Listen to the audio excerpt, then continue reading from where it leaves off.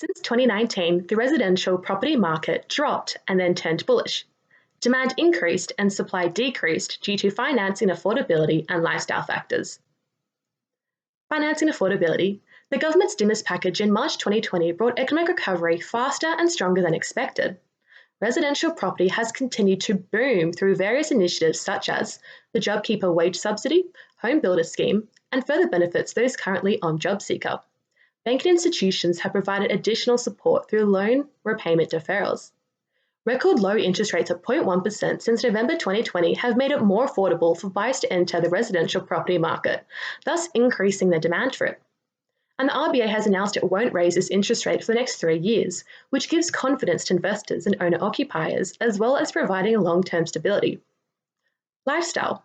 So Finance Consumer Sentiment Tracker has revealed a 19% increase in consumer confidence towards purchasing residential real estate from April to June 2020.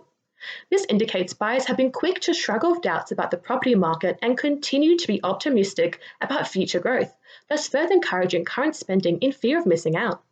This sentiment is further supported by Sydney's 8-week-long clearance rate of over 80%, while Melbourne last weekend saw the highest volume of auctions since 2018.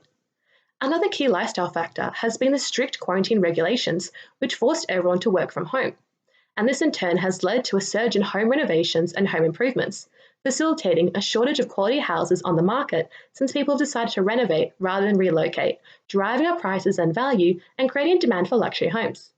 This creates a low turnover of residential property.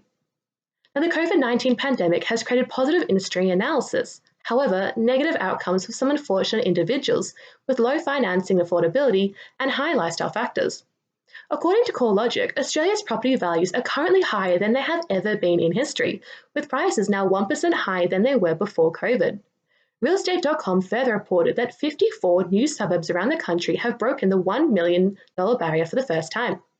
And because of this, first-time buyers are being priced out of the property market. And this has led to first-time buyers renting rather than purchasing and reducing the chance of ever entering the property market. Also, low to middle income buyers have also been priced out of popular coastal, CBD and surrounding suburbs.